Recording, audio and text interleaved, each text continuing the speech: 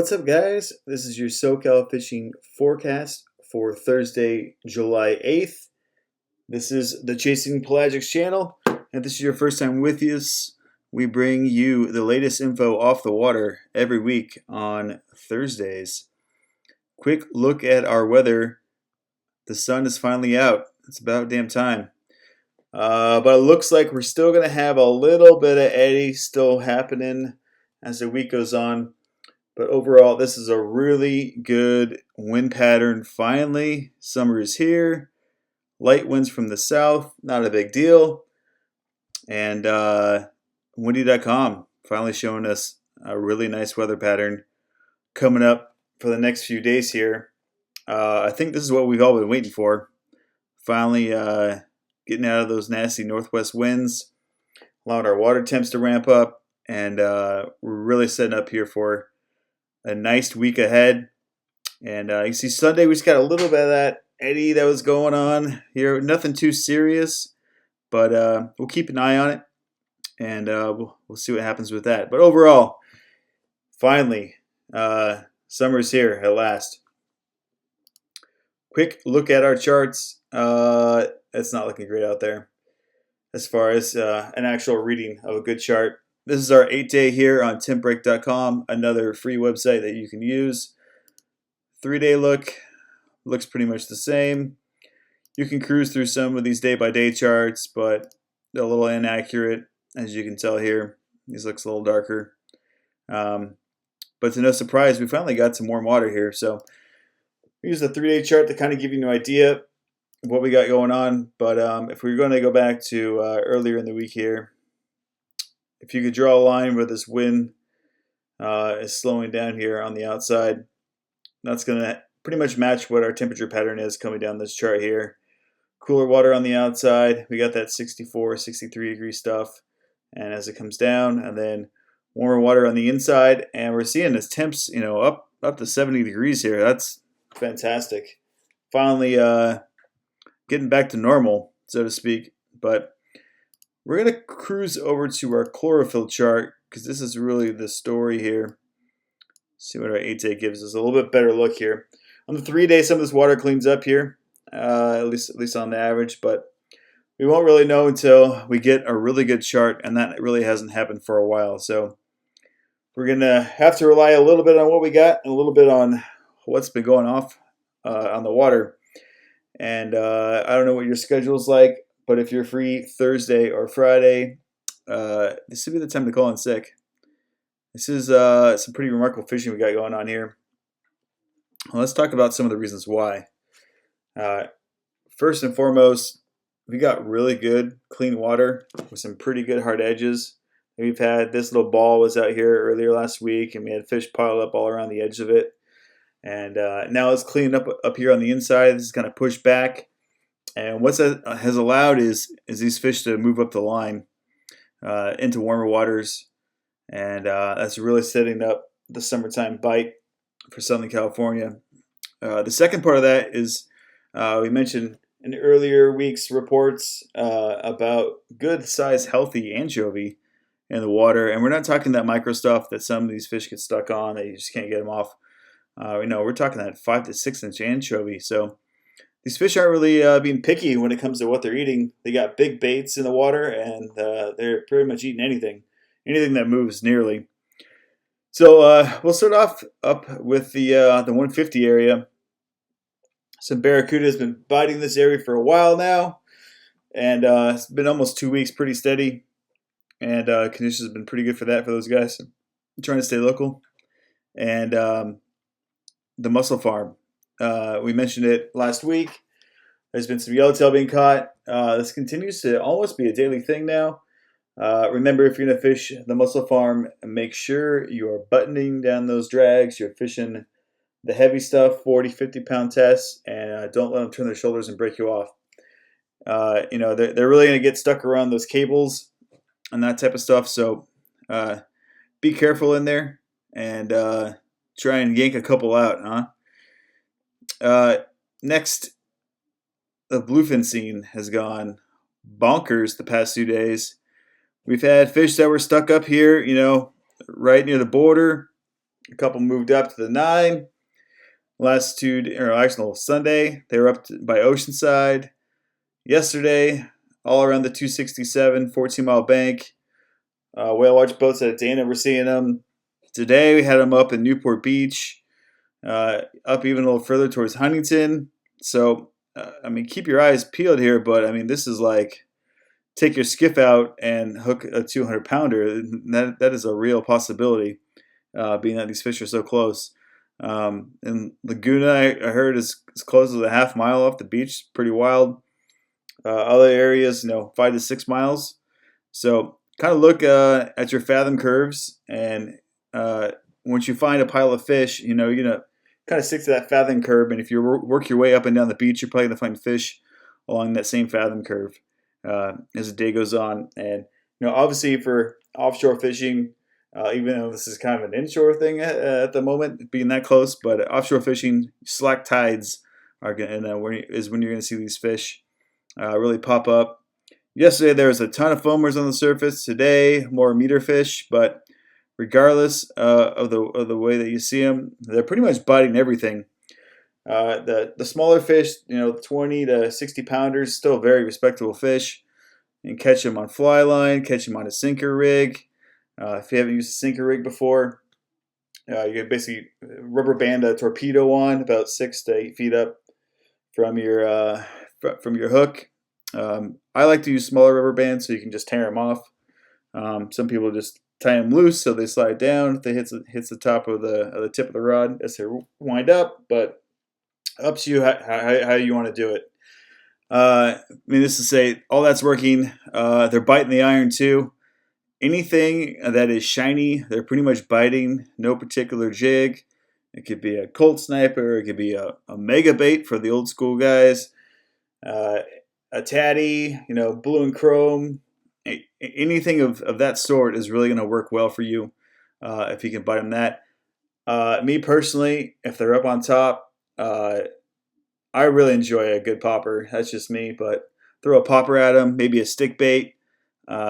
If they're up on top and you're seeing them on the surface, those would be the things I'd be going for. Now, if they're getting shy or they're bigger fish, that's when you're going to want to move over to either a dead flying fish, a frequent flyer, California flyer, any type of flying fish lure basically that you can put out there either on a kite or float it. You saw the backpack rig last year. If you don't remember that, here's a picture of that.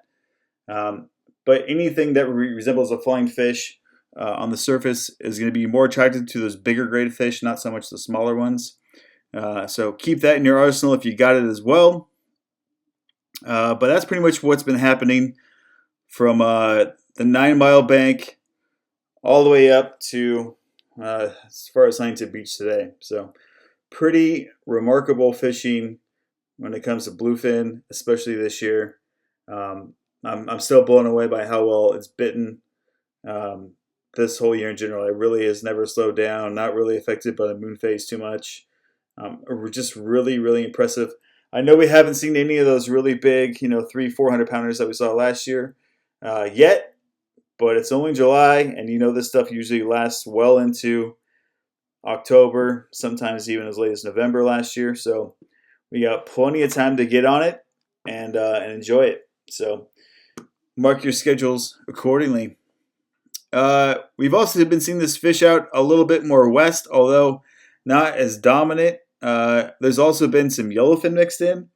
There's been reports as big as 100 pounds. I haven't seen a 100-pounder one yet, at least a picture of it, but I don't doubt it. Usually these early season fish are the bigger ones. Typical size for early yellowfin is, in that 50 to 60 pound range. So get one over 100, that's pretty rad.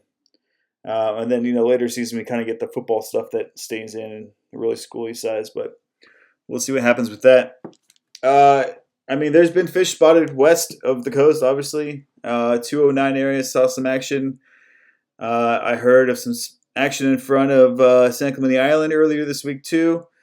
So there's a good chance you're going to come across some of the stuff if it decides to go west into cooler waters. How much is there? It's really moving around a lot. So, everything's day to day. So how far north will they travel?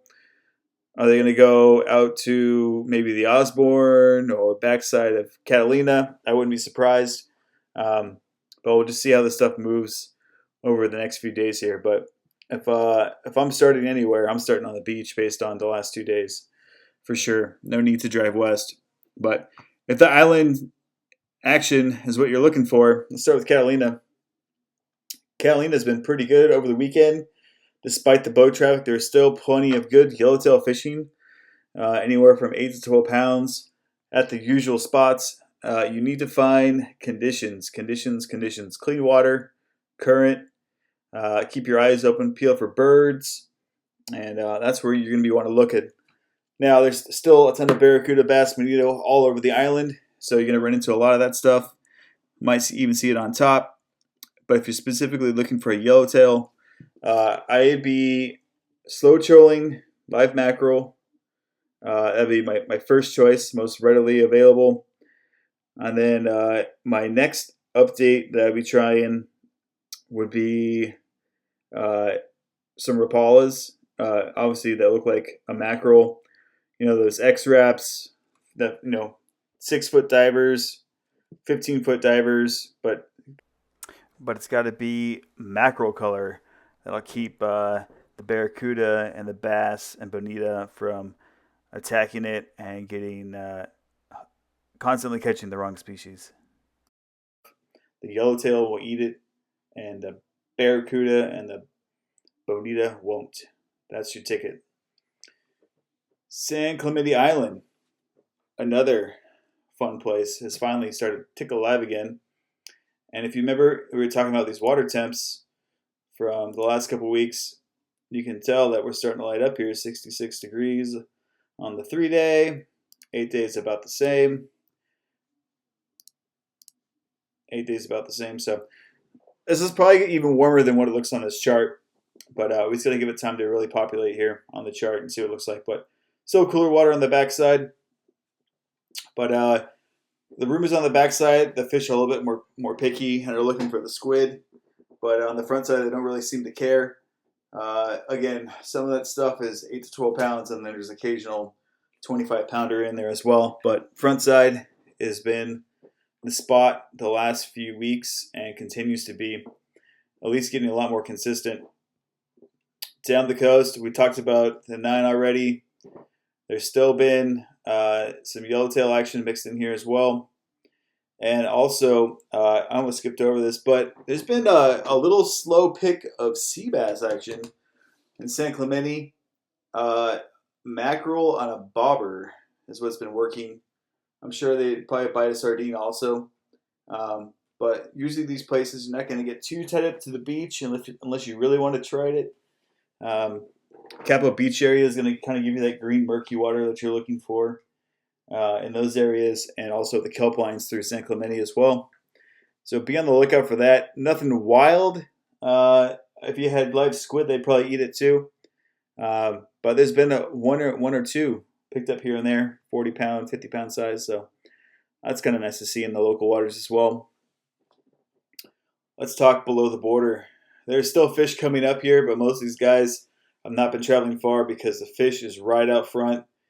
The half-day boats, 3/4 day boats. I mean, if you can fish with inside the Coronado Islands and Torrey Pines, why would you go offshore? There's no need to do that. So a lot of guys haven't been looking too far out west, but I'm sure you'll find it if you want to go looking for it. Coronado Islands, yellowtail has been pretty good this week, coming off the South Island, both on the leeward and the windward side. And again, same conditions that we talked about for hunting yellowtail: clean water, a little bit of current. Use those birds for a good signal for topwater action, and that's where you're looking to find them. As far as everything else is going, flying fish lures, the frequent flyer lure, we started deploying those at your local tackle shops.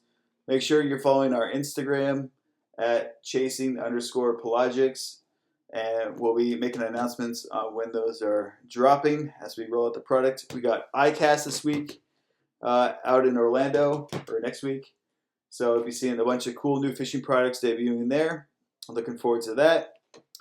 And we'll probably touch into some of this California Air Resource Board stuff in another video. But long story short, California is trying to group commercial fishing boats, including sport boats, into being Tier 4 compliant with their diesel engines.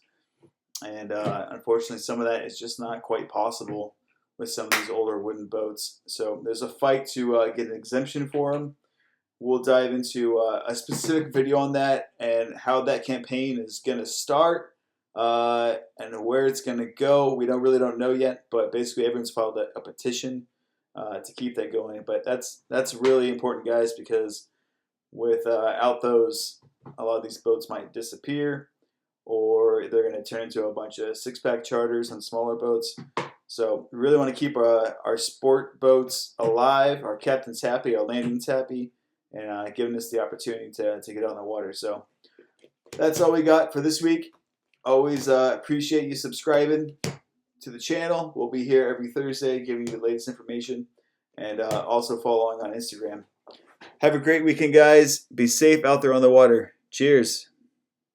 If you like what you saw today, you can subscribe to our channel or follow us along on Instagram and Facebook. And always remember, share the stoke.